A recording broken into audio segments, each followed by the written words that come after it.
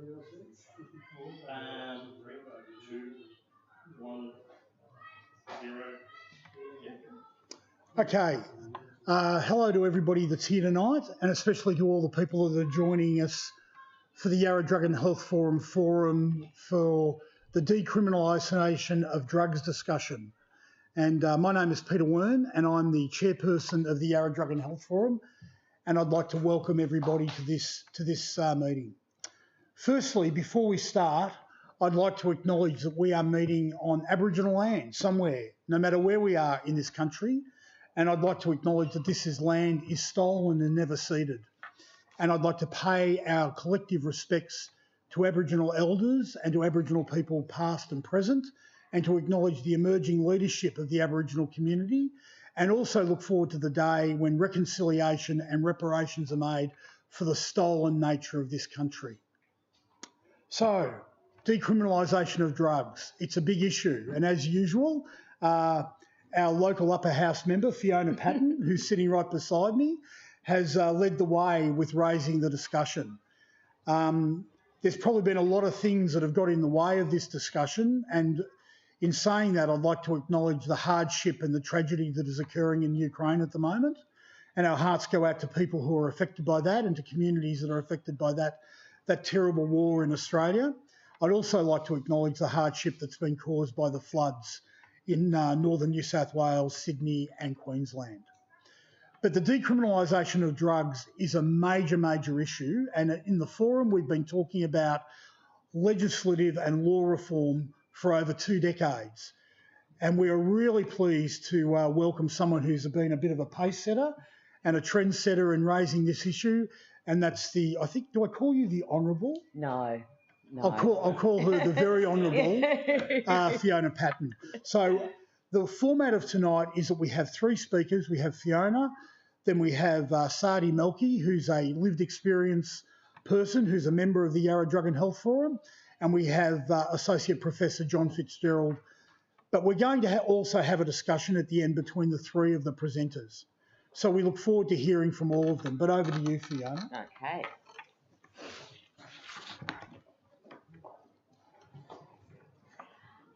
Thanks, Peter, and thanks to the Yarra Drug and Alcohol Forum.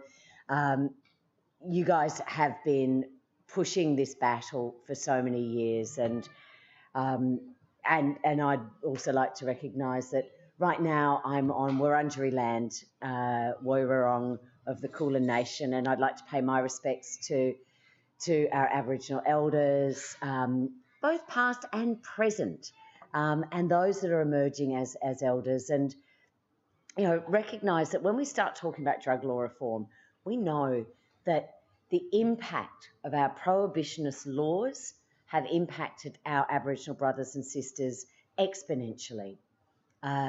We also know that, when we start talking about, I guess, when drugs are causing a problem in someone's life, that so often that relates to trauma and with our Aboriginal brothers and sisters to colonisation. And I hope that this piece of legislation that I've put forward may go some small way to easing that and to going forward to improving how we respond to people who use drugs. Peter talked about the awful, horrible, rude, disgusting word that I should never ever talk about, which is decriminalisation. When I mention that word, they all go a little bit white, and they all go, "Oh no, oh, what do you mean? There'll be people smoking ice on the street, they'll be injecting in the classroom. It'll be an absolute disaster."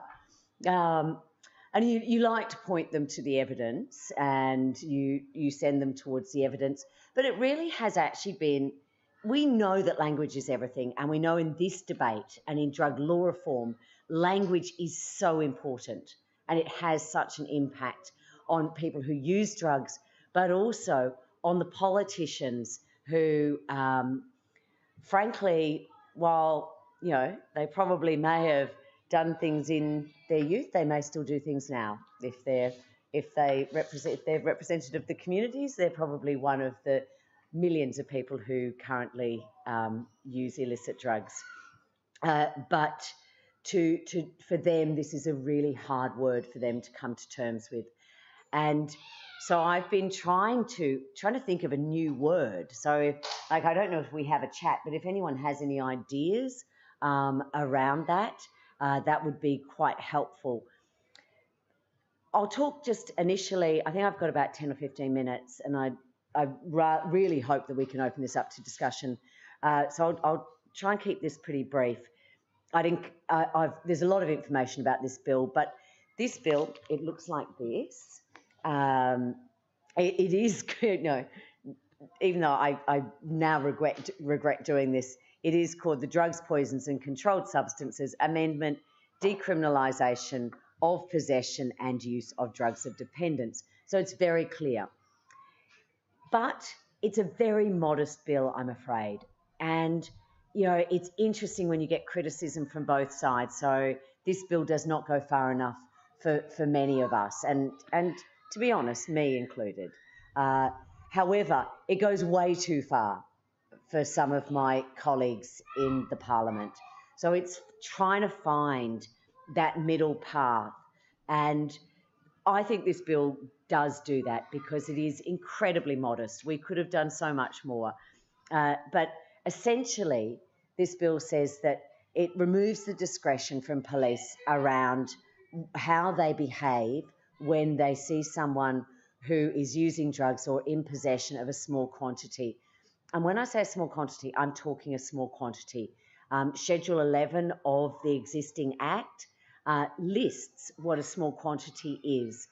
And so we're talking about less than a gram for most substances, and when we come to cannabis, less than 50 grams. So we're not talking about people selling drugs to school children out at in the playgrounds because of this bill. It's a very modest bill. So it basically says that if police do find someone who is using or possessing a small quantity of drugs, then a education or treatment notice is to be issued.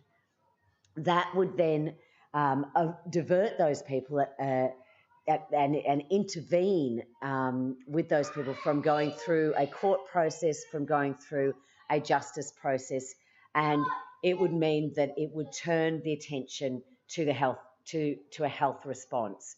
So that might mean an education, and we know that most people who use substances do so without any problem. But we do know that many of our colleagues, our friends, our loved ones have used them and have had problems. And for many of us, I don't think there's probably anyone watching or anyone in this audience that does not have a friend who's no longer here, a loved one who is no longer here. And that had we been able to intervene in a different way, had we been able to take a health response with that person, the trajectory of that person's life may have been different. But for the most part, this would be around education. And I don't know about any of you, but I've been up to look at the pill testing overseas, but also the pill testing that occurs in the ACT. And I have seen the avid interest that people have around drug education. Because let's face it, our drug education right now is shit. So why not provide good drug education to someone that we actually know is using drugs, because we've just caught them using drugs. We've just found that they have got drugs. So I want to see an education process that is fit for purpose, that talks to people about, hey, you might be using MDMA, or you might be using a bit of methamphetamine, or you might be using a bit of psilocybin. Are you taking any other prescription medication? How does that impact on that? Are you aware of these, challenges with different substances and the interactions? But also another triage, because we know that most of the people who are captured by the current laws are young people. And for young people, this might just be that early intervention about, hey, where are you going? Like, what's your accommodation? Where are you living? Are you in education, in employment? Where is your life at this moment? And as we saw in Portugal, this is what this intervention was about, and this is what it is. It's an intervention. And for some people, and I witnessed firsthand, a young fellow, busted for using cocaine in a nightclub. When he started talking to people there, he was using quite a lot of alcohol. In fact, a lot of alcohol, a lot more than his friends. And at the end of that, no one worried about his cocaine use. In fact, he wasn't worried about it, but he was a little bit concerned about his alcohol use. And this set him onto some pathways to do that. So this piece of legislation is about doing that. And we know, many of us have seen the Victorian Police's drug strategy. We know that they themselves are saying we need to treat drug use as a health issue, not as a criminal one. We know that if someone brushes up against the justice system, that exponentially increases their chances of brushing up against the justice system again. Just brushing up against our justice system is criminogenic. And let's remember, 23,000 people every year get arrested and charged for using or possessing a small quantity of drugs. Now, everyone says, oh, nobody gets done for that. Bullshit. They do. And probably about a third of them, maybe even more, are being done for cannabis. We have cautioning schemes, we have diversion schemes, but they're limited and they're only available to certain people. And I would suggest quite often, if you're dressed well, if you seem like you're middle class, if you look quite nice, you're probably more likely to get a diversion than if you look like you're in trouble and you need help. So this bill effectively says police must issue this. Now, I didn't take away the penalty. Right now, drug use is an indictable offence. You can be jailed for 12 months. And don't listen to people telling you it doesn't happen. It happens. People are being jailed every year for the mere possession and use of drugs. This does not help that person. And most likely the person that is being jailed, and only for a short time, and will be the person who is most in need of another form of intervention. So this bill does that. It says that you must, ring this number and you must have, you have to go through this assessment process. Now, I know that the best form of treatment and the best form of counselling is voluntary, but I also know that if we're going to take a step forward, we can't let the perfect get in the way of the good. So this takes us a step forward. And at that point, that person will be triaged and talked to someone. If they don't comply or they choose not to comply, well, the not complying or could lead to a summary offence. So it could lead to you being charged, and it could lead to you being charged with a summary offence, which would mean that you'd be fined one penalty unit, $181. I know for many people that is beyond their ability to pay, and I hope that that doesn't happen. So I think it's a modest step. It's not what we'd all love to see, but it gives us a step in the right direction. It's in line with the UN. It's in line with every single health organisation, all the research that we have seen, World Health Organisation, Global Commission for Drug Policy, all are saying this is what governments need to do. Victoria can be progressive. We can be a good state, and I really hope that this state government can take this on and bring us a step closer to what we all want, which is that people who use drugs are not criminalised, they are not stigmatised, that we look at how we can assist people, but certainly when they need it. Thanks.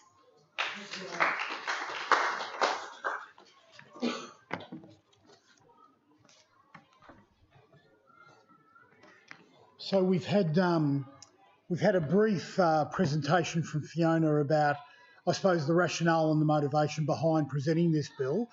Now we're going to have a response to the issue of the criminalisation or the decriminalisation of drugs and the criminalisation of drug users. I'd like to welcome Sadi Melki to the microphone. I've only known Sadi for a short while, but in that time, Sadi has shown himself to be not only through his life experiences, but his thinking and his study. Someone who's put a lot of work into thinking about these issues and how they affect the community and how they affect individuals. So welcome, Sadi.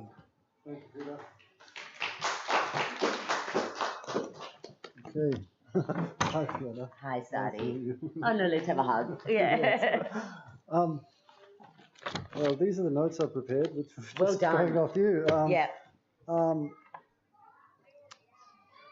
I've read the bill, and it talks about small quantities a lot. Small quantities written throughout the bill. So we've had an explanation of what these small quantities are. I was just thinking about different people's circumstances. There are people with tolerances. You know, one person's 1 gram is another person's 10. Yeah. You know, they could Yeah. die of however much Yeah. that is. So but it comes back down to police discretion. Now, there has to be some kind of broad education, because from what I've noticed, there's a big discrepancy between what one group of law enforcement officers do and what another one does. For example, I was caught on the train one day with 4 milligrams of Suboxone, and that was taken off me. And believe me, that was a hell of a weekend, and in the very worst ways. So you can imagine anyone who's been a heroin addict would know what the consequence of having your Suboxone taken off you. So yeah, spending a night in the cells, not pleasant. Going without, not pleasant.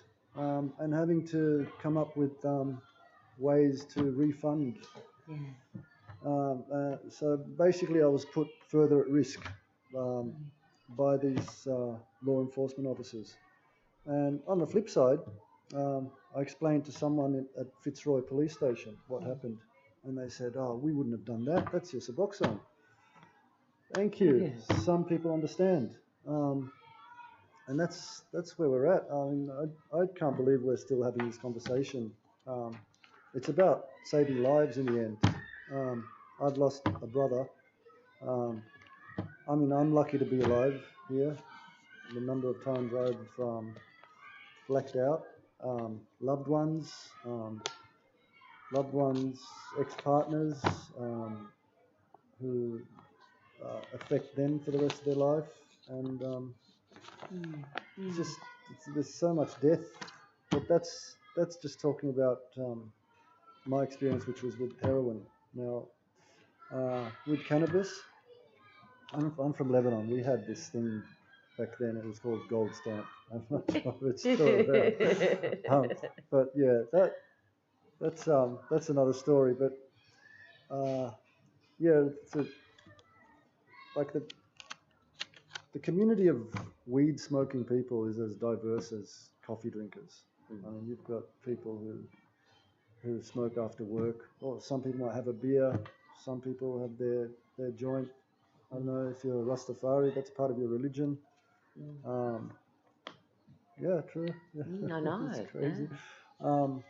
So I have a friend who works in a kitchen somewhere, a chef, and she cannot operate without having her weed. So what would happen if she got caught? Yeah, I mean, it's a step in the right direction. That's as far as we're at the moment. We've got a long way to go. Yeah. No, I'd give my bill a C+ as well. Like, C+? I'd say more of a B+. Oh, thank you. Okay. Wavering between an A and a B+. No, it's definitely. I hear the obstacles that you have to face in Parliament. You know, people that are more of a, you know, they've got a Singapore hardline attitude. Yeah. I have friends who think the death penalty should be reinstated. So, we're in Australia. This is not Singapore. So I think we have to approach this as you have. You know, we need to go step by step, and this is a good step. Thank you. And I know it's a lot of work, all this legal jargon, and I guess the main thing is small quantities. How are police going to be educated? Is that it's going to be like a broad? Do we want to do this now or like no? We'll do the quick. So. All right, I'll keep going. I could talk forever. All right, what's next? All right, my experience in the prison system. I remember thinking, I was sitting down in one of the pods there at wherever it was, and just looking at half of the inmates, at least, probably more than half, in my mind, shouldn't have had to be there. They could have been diverted. There could have been programs put in place. There could be medically available heroin for heroin addicts. That would have made life a lot easier for a lot of us, and a lot of people would still be alive today. So there's still a long way to go. There's so much. I just see so much we can still do. Like safe injecting rooms. One's good. 2 would be better. 3 would be excellent. Yeah, as I was saying, medicinal heroin for long-term users who are having trouble getting off it. Cannabis. I mean, I think you can buy it in shops now. I won't say where, but that's another sort of recreational thing. It shouldn't even be a criminal matter. Yeah, we're pretty far behind the rest of the world for making leaps and bounds in drug policy. And you know, we're Australia, and we're in Melbourne, the most livable city in the world. Apparently, at one stage, let's get it back to that.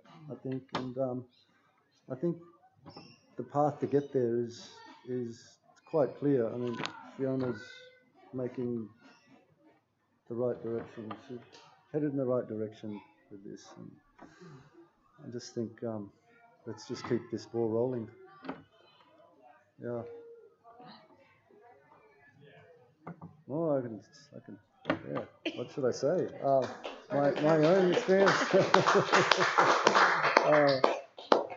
Yeah. If you want to jump up. Yeah, sure. I'll introduce John. And just to let everybody know, after the next presentation, we'll be having a panel discussion which will give us a chance to have more to and fro between the presenters.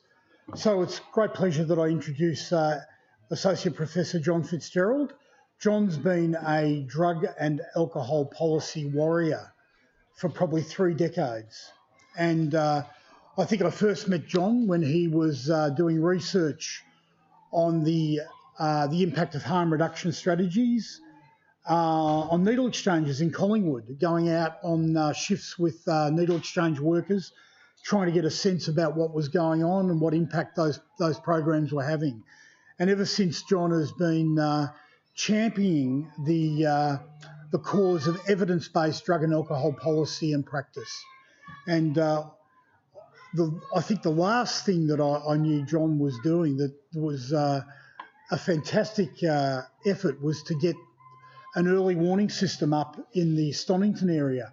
There'd been some terrible incidents of overdoses at nightclubs within the area with dud batches of ecstasy going through, and people died because of that. And it was like herding cats getting that early warning system up. So I'll let John introduce himself more fully and talk to us about his ideas on decriminalisation. Welcome, John.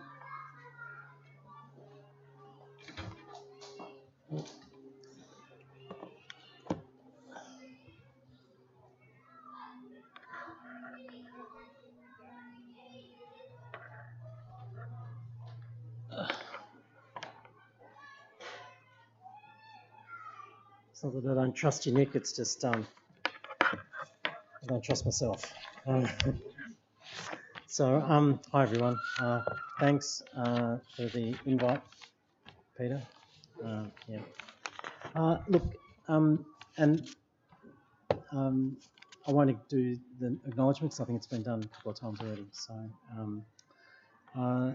look, thanks Fiona for the bill. I think it's a really important one, and I think it's one that I think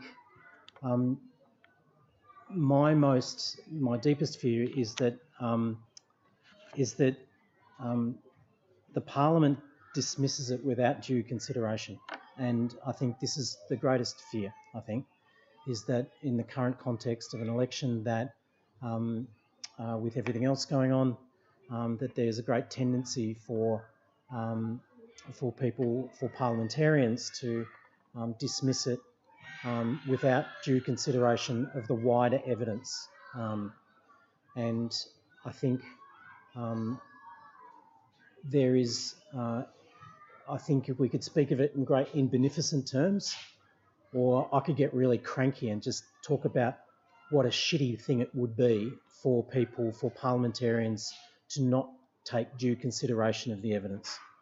I think it would be wrong for a researcher to say we need to do more research. I think we're done and dusted. I think we're fully worked in terms of the number of reviews, the number of inquiries that have been done in terms of the evidence around decriminalisation and the need for that within our jurisdiction. I think we're cooked. I think there's enough evidence now for us to put that evidence on the table for our decision makers in Victoria. I think what we need is for that evidence to be placed on the table. What I don't see is that being done. I see a bill being put on the table, and I don't see a process for the evidence to be considered in a fulsome way. And that is what I would really challenge our parliamentarians to do right now. And I suppose it's our challenge for us, because have a look around, it's policy wonks who are in the room. And that's our job, I think, is to really, what's the opportunity to actually to create the right language set for the right type of evidence to create the right sort of story. Because my sense is, I think you're right. I think it's actually what's the story that is actually going to be compelling. For me, I've spent the last short period of time since 2017 crafting a very, very particular story within Victoria for the decriminalisation process. And it's been a very quiet story, and it's been one that's been extremely incremental. And so this is with great delight that I'm seeing this hit the table right now. So it's really great. But I see that there are a series of questions that have, I think, not been asked and answered. And I think they're really crucial questions, and the evidence is there in the public realm. So the question of, is the current diversion program adequate? Asked and answered. Clearly inadequate. In 2019, there was a review done nationally of the diversion programs, and it's not at the end of it, they say, well, we actually don't know the impact of the diversion programs. That was the answer to the review. They said, we actually don't know the full answer, but we have a data linkage architecture in the Victorian government which can answer that question. It's sitting there. And that answer can be done. That answer can be arrived at if the Victoria Police and the Department of Services sit down together and create a data linkage project, and they can answer the impact of the diversion program. They could start that project now. Very simple. The second question: what are we doing with our current used possession laws? Well, I sat down today and I could interrogate the existing database very, very simply, and I could tell you that the used possession laws, that there has been an expansion in the use of the used possession laws over the last 10 years. 10 years ago, Victoria Police used 46 used possession laws in 2012. In 2021, they used 71 different used possession laws in their enforcement. They increased the number and types of use possession laws. If I was the swearing type, I'd say, what the fuck?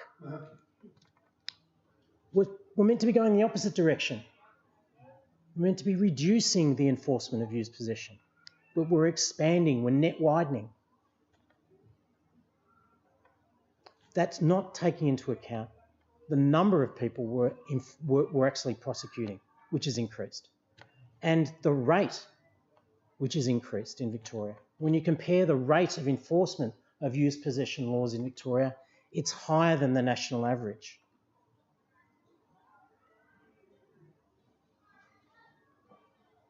So I really am unhappy. I very rarely get unhappy. You can tell when I'm unhappy when I speak slow. And I very rarely speak slow, but I'm really unhappy. The fourth question, is the model that is put up in this bill, is it feasible? Now, not as a good, not as if it's a C or a D or an A or a B. Is it at least feasible? Because I'm just talking about things getting on the table. We could make this work next week, because there's a service in St Kilda called First Step, which does wraparound services. And they do a program called the Work and Development Permit Scheme.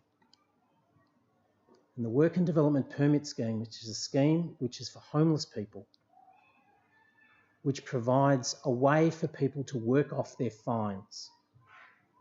So if they accrue a fine, they can go to First Step and they can work off that fine by doing a drug and alcohol counselling course.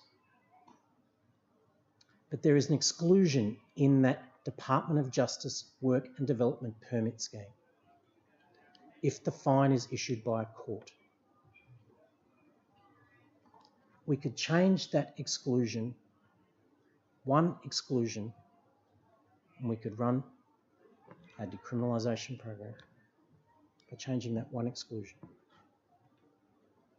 Because 20% of our cannabis offences in 2021, 20% of the charges for cannabis, for non-aggregated charges, for 12,198 charges, 12,921 charges, 19.8% of those charges for cannabis charges were non-aggregated charges, which accounts for 1,003 charges, were issued for fines under $500.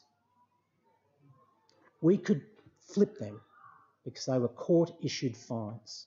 We could flip them if we shifted that exclusion criteria for the Work and Development Permit Scheme. So is it feasible? Yeah. We could make it feasible right now if we got to the Department of Justice and said, what do you think? So here's a couple of ideas that we can put on the table, take it to our politicians. But what's the story? What's the language that we could use? Is this a moral story? I haven't said anything about the morality of this.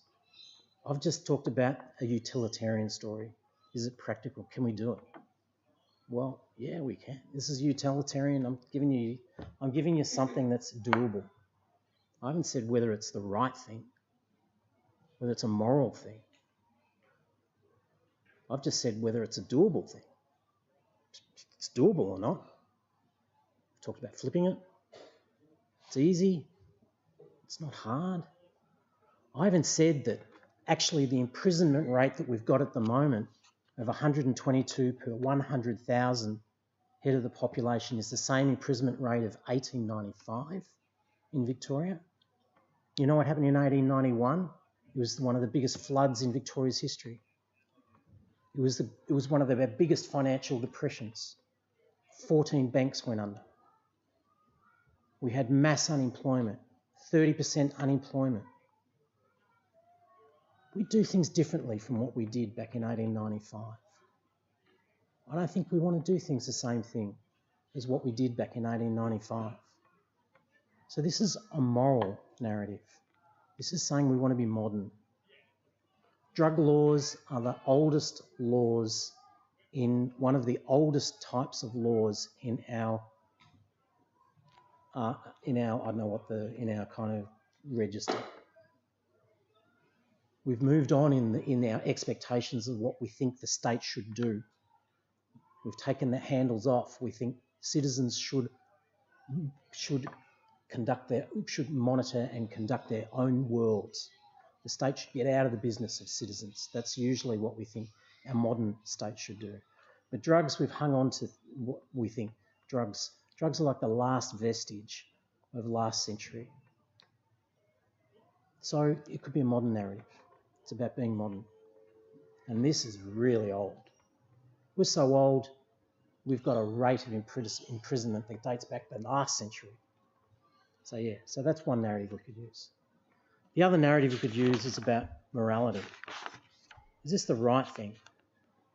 Should we continue with a practice that actually causes harm? That we look in the eyes, we look them in the eyes, we go like this. We grab the eyes of the politician over the other side of the table. We go like this. And we say, are you prepared to continue with a practice that causes young people harm when you know that there is a better way to do it? John Fitzgerald, he's got freckles all over his face. He's a little guy. He's not a big guy. He's a little guy. He can't hurt you. But he sat down and he recorded his talk because he was really careful with his language.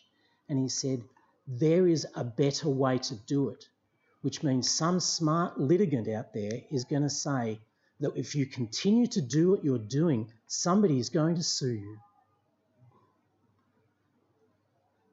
So whether you think it's a moral thing or not, there is a better way to do it. So the plausible deniability you've been hiding behind for the last 10 years, it's no longer there. So there's your moral tale. Is there a rational way to do it? Is there a rational narrative here? Yeah, there's a rational narrative. The rational narrative is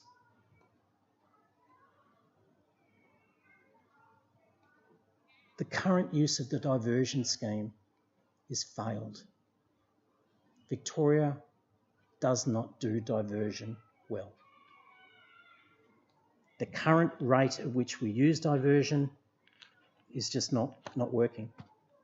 The current rate at which we actually use and possess laws is actually use and possess offences are going up. The rate at which we do possession is going down. So empirically, we're actually costing the government more. So the rational argument that actually you as a parliamentarian are effective as a parliamentarian by serving the citizens of Victoria well is no longer you can't hold that argument because you're costing us more. It's not a rational argument that you can legitimately say you're doing your job because you're not, because there is an option in front of you that is rationally a better option, but you're going to vote against it. It's irrational. So we've got a moral set of language, you've got a rational set of language, you've got a utilitarian language. I think you probably need a personal one, the personal tale. And everyone's got a personal tale. A member of the family, someone next to them, somebody close to them. I've got someone, you've got someone. And that's often the one that often kicks the trigger, puts the what's the metaphor? Camel over the needle, something like that. I should have done public speaking. Anyway, that's it for me. Okay. Nothing. Fiona, do you want to come up? Where do we need to?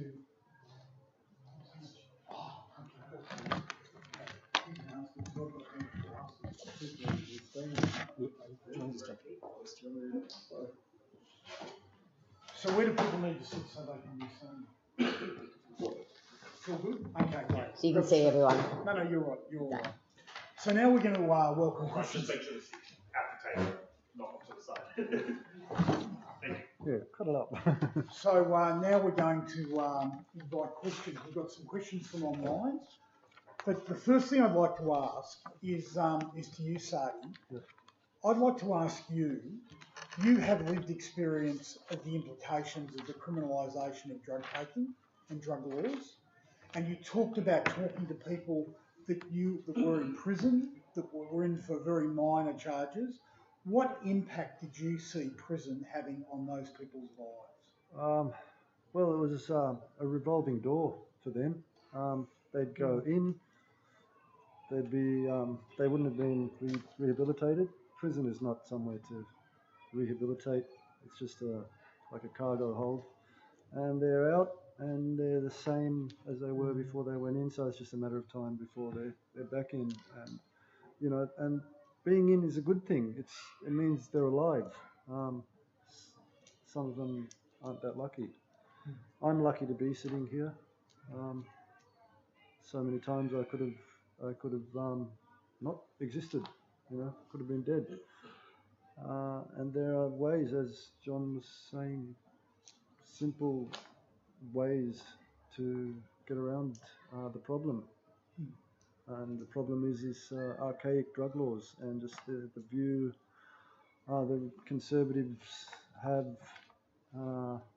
on drug users. Yeah, it's just in prison, out of prison, in prison, out of prison. It's and you know a lot of them have got used to that from me speaking to them.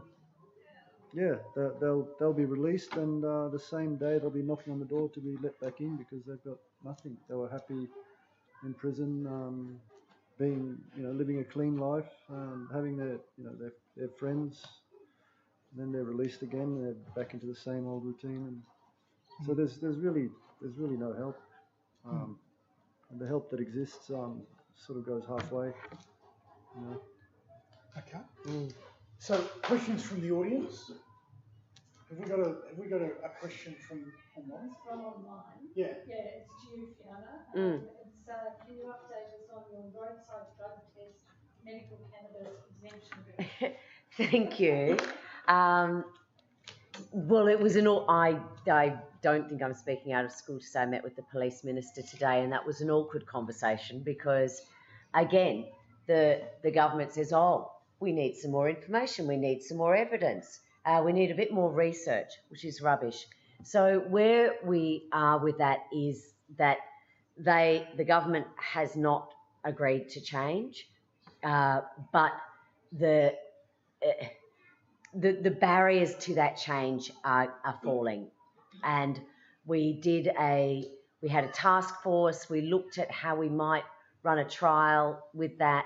We looked at how we can work with doctors and prescribers to provide us with the information that a patient may be using. So the answer to it is it's still a work in progress, but I'd have to say I feel like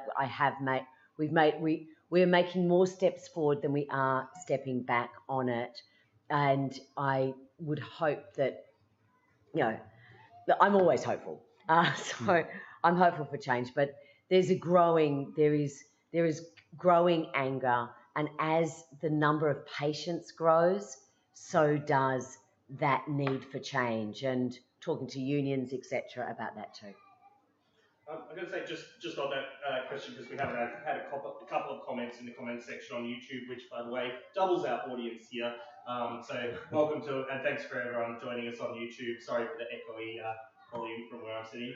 But the roadside drug testing scheme has sort of acted like a proxy drug war. It's not actually, and I think you found this in the inquiry into drug use, that it's not actually necessarily removing people who are intoxicated. So while we're talking about drug decriminalisation over here, we've just criminalised a whole bunch of new people who aren't actually a road danger, which is the justification. I guess that was just an additional... Look, Nick, I take your point, and I challenged the police commissioner on this, and I said, well, why don't you just charge them with drug use? Because you're not charging with being impaired. You're actually charging them with using a substance. So go and charge them with that. And then let's see how that conversation changes. If we're charging someone for the use of a prescribed medication, how that's going to go, because you are not charging them for impairment, and you actually acknowledge that. Okay, all right. Two questions. Sure, just speak up. Yeah. You talk about a personal story, John, and that everybody's got a personal story. Why is it that in Parliament, and Fiona, you can join in, why is it in Parliament when people talk about gender equity, domestic violence, there seems to be some movement when you hear a personal story in Parliament, but with drug use, that personal story doesn't seem to make an impact. And we know that everybody has had an experience of someone with an issue with drugs and alcohol loss, and the loss that comes with not just an ending of a life, but the story that happens when they're losing their friends, when they're losing their community. Why doesn't it have such an impact to create change as other issues? Okay, I'll jump in first. Stigma. Yeah. Stigma, discrimination. You know, many of you know, I mean, we speak to parents who can't even say how their child died because they're so scared of how they will be judged. And politicians are no different. But when a politician does have a personal story, that changes things. And I think back to Bob Hawke. When his daughter was using heroin, we had a federal drug forum. We started talking about drug use. Now, I don't think we necessarily resolved a lot of things, but it certainly helped us in ensuring that when HIV and AIDS came, that we saw needle exchanges, we saw methadone, and Australia became quite a leader in opioid replacement therapy and certainly in needle exchanges. So those stories are important, but the stigma and the discrimination and the fear of being judged. So I will be interested to see how many people talk a personal story on Wednesday, and I suspect it will be very few. You know, we are actually having a bill about the alpine resorts tomorrow, and I can tell you, we will have hours of skiing stories. We will have hours of people telling us about their skiing holidays, which are completely irrelevant to the bill. But once we start talking about this, they will start talking about, oh, but what will this say to our children? How will this... And they won't talk about the fact that their children have been using drugs, that some of them have been at their wits' end to know that their child is still alive or still safe. They won't talk about that because the stigma around drug use, the stigma that these laws have imposed on our community will make even politicians too frightened. Yeah, stigma gets in the way of personal connection. It cuts off that link. And I think what you find with, especially what you saw recently with the federal engagement with some of those debates recently with the Religious freedom bill, was that it was the personal connection to the issue that enabled and opened up the movement of the politics. And I suppose that's what is really necessary here, is that by enabling people to connect up and allow the emotions to connect up to the politics is what is really necessary, because what stigma does is it closes down. And that, I think, is what's necessary, is that stigma is not a good thing. In some parts, people think stigma protects because they think stigma stops people using drugs. And so, but what it does is it actually closes down debate. It closes down families talking to each other. It actually closes down emotional engagement. It closes down the emotional life of families. And it closes down the emotional life of politicians. And that has to be an opening point for politicians to get inside this issue. So my second question, how do we educate politicians? There are politicians in the Labor Party and there are politicians at different levels of government who have direct experience with this, members of family who have died or have struggled really directly with this. And they, if they don't want to talk publicly, they can lead personally. and they, because they have that direct personal engagement, they know how to lead people by the hand, and they don't have to do it out the front. They can lead people through the corridors. And I think that is a metaphor that I think is really important, is being able to lead people through the corridors is actually a really important metaphor. You don't have to do it in front of the camera. And I think that's something that we could try. I think, just to add to that, they do not need any more evidence. They do not need any more research. They do not need that. Looking at the people around this room, you have presented for decades to the Parliament about the failure of our drug laws. So any politician who says, I don't understand, I don't know, well, shame on them, because they have been given all of the information, all of the evidence. There is not a single health organisation, I don't think, in this state who would not say, and has not said so many times, our laws are failing us. So our politicians do not need educating. They just need to grow a pair. And I'm sorry that's such a sexist statement. Either pair, no, that we need to stand up to the Herald Sun and stand up to the Australian Christian Lobby and stand up to them and just say, these laws have to change and we need to save lives. If we saw our road toll doubling, if we saw our road toll going up like this, do you think we wouldn't be, our politicians say, "What we need to do something, we need to change things"? They'd be frantic. They'd be frantic, Sadi. They'd be absolutely frantic. Just a comment from the online chat from Peter Higgs, who wanted a comment from you guys, and especially as you were just mentioning, we need to stand up to particular tabloid press who do use stigma as a weapon and have done for a long time. But there was a recent, I don't know much about this, but a Grace Tame Bong incident. Do you want to talk to that? Maybe was that an example? I don't know enough about it. Maybe some others don't either. To be honest, I actually got a cartoon with the Grace Tame Bong, so I'm actually fairly...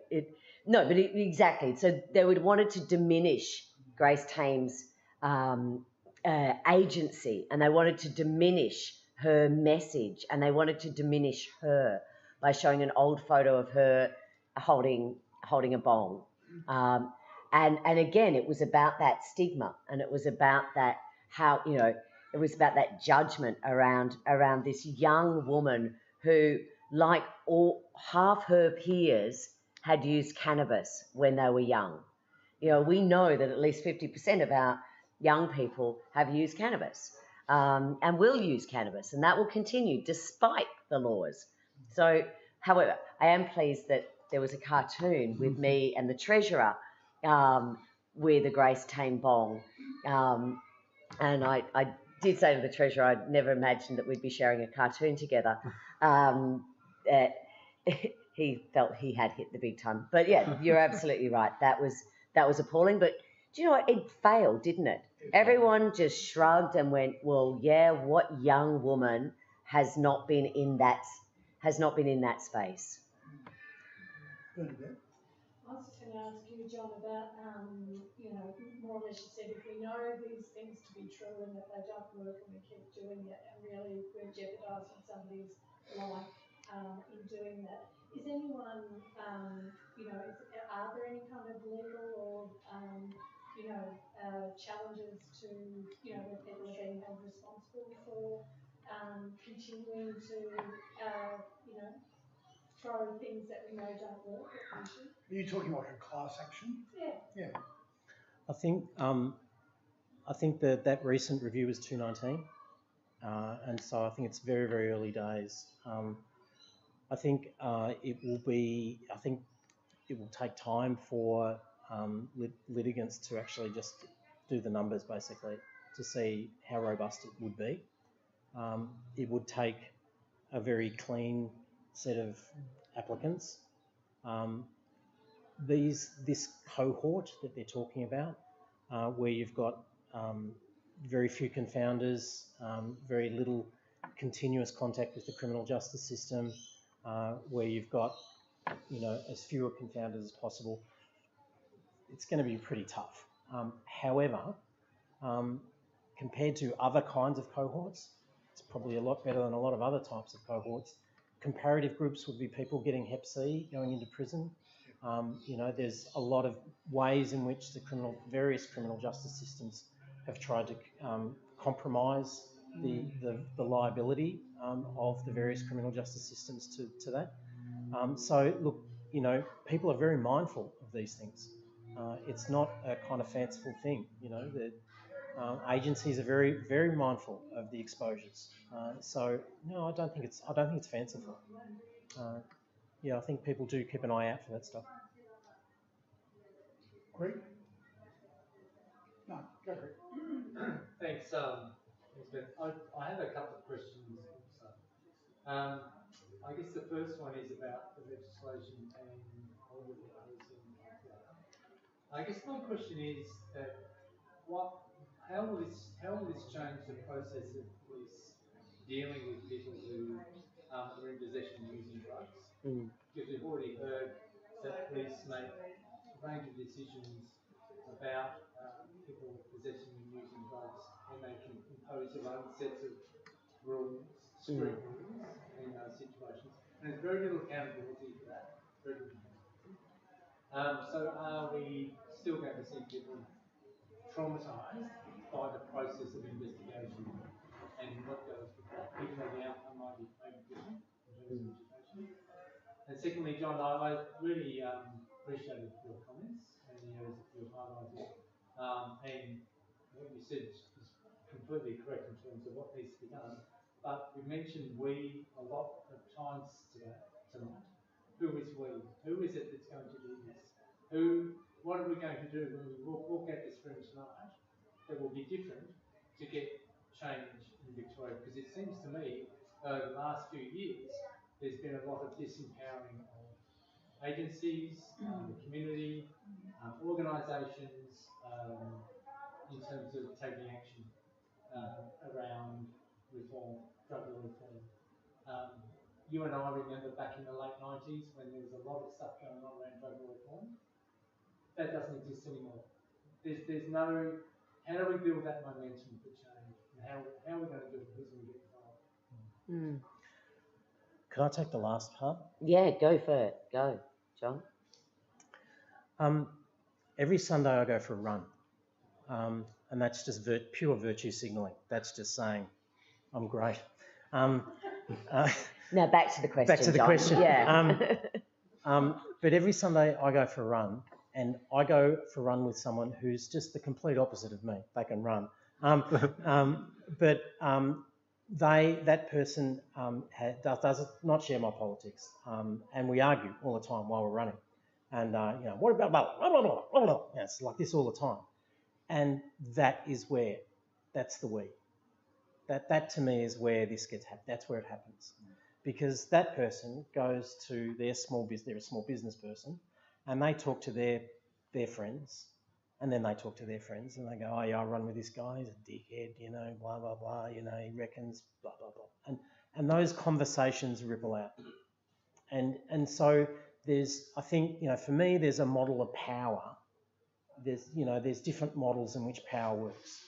And we can think in terms of organisations, but I think there's also a way in which power works, which is actually about much more about the ground and the groundswell, and about the stuff that's unpredictable, and about ripples that turn into waves and stuff you just haven't got control over.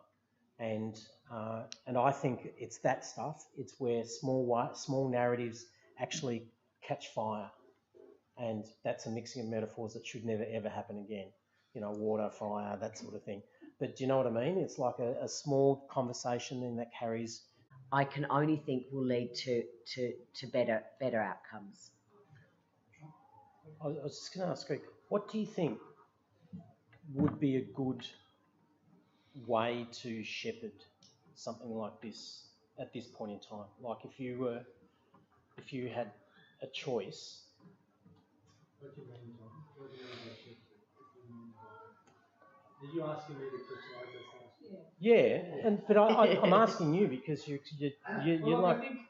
I think the best example that I can give is when Fiona championed and showed great leadership in terms of getting the injectable up and down. Yeah. And that was a whole of community response. And that was about people, the lived experience. It was about people in families that were affected. It was about the data, the evidence. Yeah. It was about ensuring that we did have, I guess, other politicians in other places saying that this needs to be done. That there was we had faith groups. Yeah. We had drug and alcohol agencies, and in the end, I think the other aspect of it was that we actually went to the media and said to the media, "This is what we're going to do. Will you support it?" And they said yes.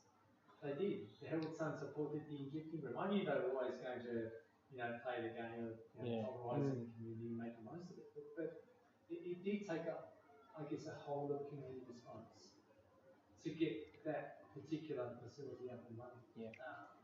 And I think that we need to learn by that and start again almost, because I do feel that we are at a point where we're almost starting the match again, and building that momentum up, and getting consensus, getting all of the different groups. That I'm also board member with Harm Reduction Australia, so getting those groups together to have a particular focus around drug law reform. So and all those groups have written to the Premier. And we did engage with, there was 115 stakeholders that came back. Now, I agree with you, but I think when we look at the supervised injecting room, there was a grassroots element to that. There was a local element to that. And this is a hard situation because it's not a grassroots, it's not a specific thing. Exactly. It's bigger. To be done. Yeah. And we've done it. We did the drug law reform inquiry. We've done the use of cannabis inquiry. We've done the ICE inquiry. And what the government's going to say to me is, let's do an inquiry. They're going to suggest, why don't we have a look at this? And right now I'm saying, no fucking way. You do not need another bloody inquiry. What you need to do is to listen to the police, listen to all of the experts, listen to the United Nations if you need to, but listen to every single organisation who has just written to you and said, do this. Listen to the families who have written to you and said, do this. What I'm saying, though, is this was behind my question, was that at the moment, if you left it to government, it would be left, because there's no infrastructure in government. This is the issue, is that, sorry? It may well be, but there's actually no infrastructure there. And I don't know what you mean by that, John. Well, who would do it in government? At the health department. Exactly. Yeah, I've spoken to numerous people, and probably not going to broadcast it on YouTube right now, but it's numerous people, and it's no. It's like numerous people at the top. Yeah. And that is not their problem.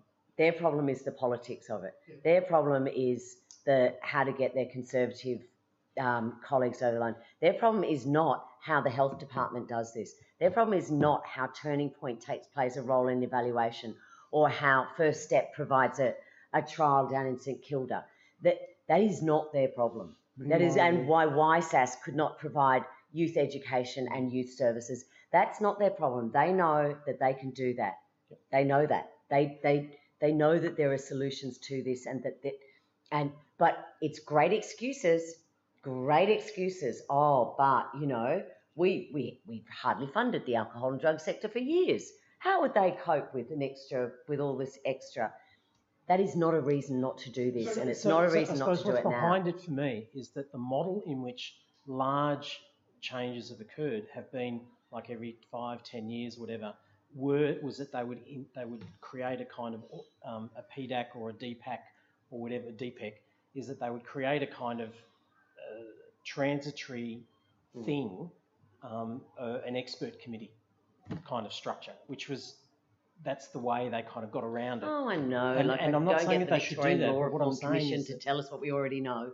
But what I'm saying is that, we don't need something to tell us what's going. But Victoria doesn't have, in other parts of government, what they generally would do in order to do something is that they'd set up an authority. So can I just intervene here for a moment? Because I think this is... it's in the implementation kind of... I think this is like the definition of an insider conversation, right? And I'm just trying to think of other people. So we've got a question over here. Yeah. So we'll go to this question and then I'll come back to something. Yeah. Is this not I just wanted to record it, if that's okay? Yeah. Okay. For the past 11 years, I have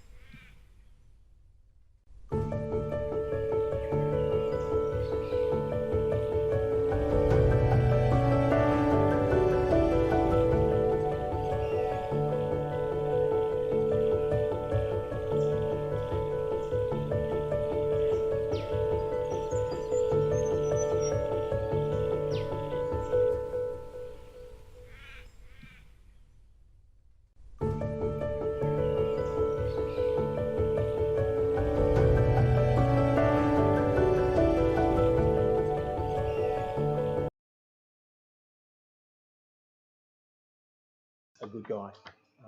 And so just we'll come and we'll chat about it, okay? All right. Thanks, John. Right. And we're sorry to hear what you said. Yeah. Sorry for your circumstances. Look, we're getting towards the end of the evening.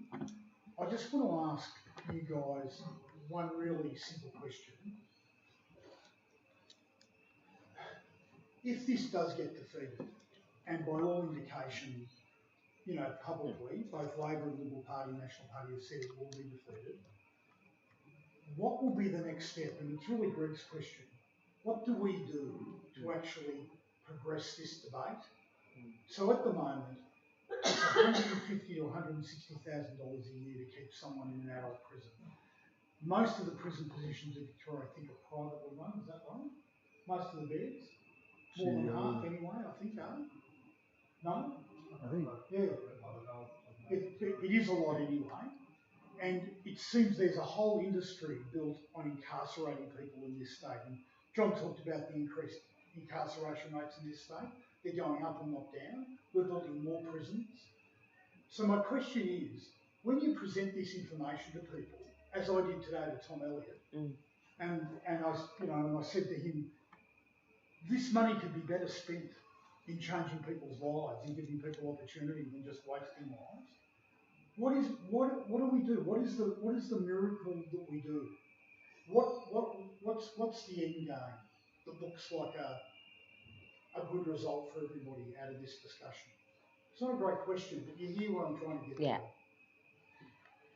What does I success would look like? quote Fyodor Dostoevsky and say that the way we judge a society is based on how we treat the criminals of that society. I mean, Mahatma Gandhi said something similar.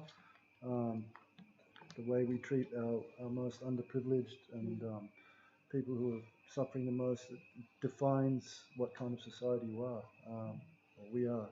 And I think most politicians know that. And this particular topic, unfortunately, just gets either ignored because of the stigma or the shame, or maybe their own shame. They've got things that they've experienced that they don't want to talk about. It's just such a taboo subject. But I think it's all, as you said before, Fiona, it's all in the language, how you present it to the people that make the decisions. And I think, you know, someone like Mahatma Gandhi might be helpful with his little comments and phrases. You know, I won't point out the fact that they assassinated him. I know, yes, But, there's that. So that's great. John, Fiona, what do you think? What's the? You go. I think it's not one narrative. I think it's a couple of narratives. I think for some it's going to be that economic rationalist narrative. I think for some it's definitely a moral narrative, because we have this overarching really old narrative about worthy citizens and unworthy citizens, and I think it's a really dominant one, and I don't think we can ignore it. But I do think the compassion lever, we really need to trigger that, and I think that it will cut through with some. So I think the compassion one is a good one. I think the economic rationalist one is a good one for the Liberals. I think that will work with some of them. Here's another good one. People are dying. Yep. People's lives are getting fucked up beyond recognition. Yeah. Yeah.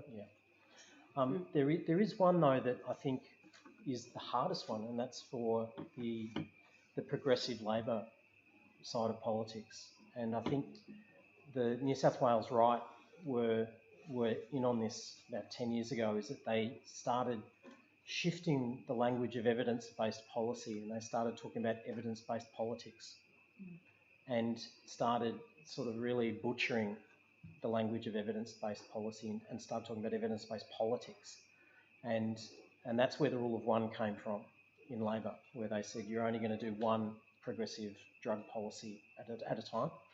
And I wouldn't mind betting that they'll start horse trading.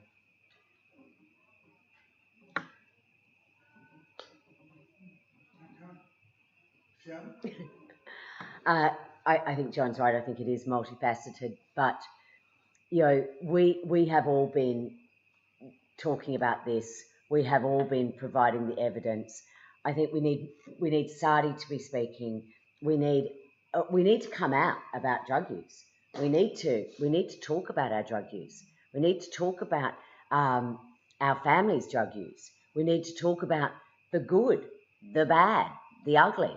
But we actually need to come out about it, because I think successful campaigns are personal campaigns. I think the economics of this, the Parliamentary Budget Office came back with a very modest number for me today, to say that just by reducing the traffic in the magistrates' court, we'd be saving 33 million a year. 33 million over 3 years, sorry, so about 10 million a year. Now, imagine if we put 10 million into treatment and education. That would be a good injection into the drug and alcohol sector in Victoria. So there are those two arguments. But seriously, members of Parliament, I get so disappointed when I speak to so many of them privately, and they go, "You're absolutely right. Couldn't agree with you more." Not going to say it. Maybe we need to start naming them. I'm joking. Can I just say, I know a few magistrates, and I meet them socially, and I've not had one magistrate tell me that they don't think that this sort of policy shift is needed. Now, they are not allowed to come out and say that. They come out and say that, and they lose their jobs, which I think is a crazy thing. Surely they should be able to talk about evidence and progressive, what they think would progress the cause of justice and equity in our community. So drug literacy, I think, is a big issue too. I don't know how the community talks about drugs in a coherent fashion. We don't have a language for it that's coherent and accessible to everybody. And tonight's been fantastic, but it is an insider talk. This will be recorded. It'll be public. It won't just go to the meagre few. It'll be available forever. But on behalf of everybody here, I'd like to thank you for coming tonight and giving your time at such short notice. Good luck with the bill on Wednesday, Fiona. So let's make a raucous thank you.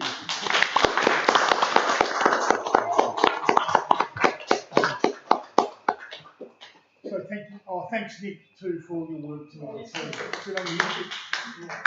Thank you. Thank it was you. nice to meet you. So nice to meet you as well.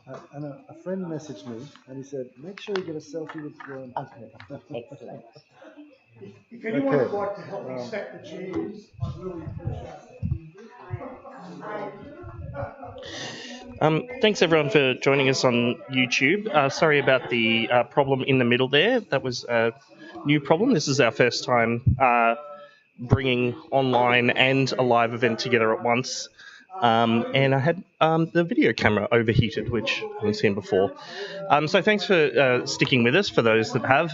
And you'll be able to watch this full thing, continue to watch the full talk and share with anyone who you think might be interested from now on. It will be available on the Yarra Drug Health Forum YouTube channel, and make sure that you do subscribe to that and subscribe to our newsletter for updates. Thanks everyone for joining us.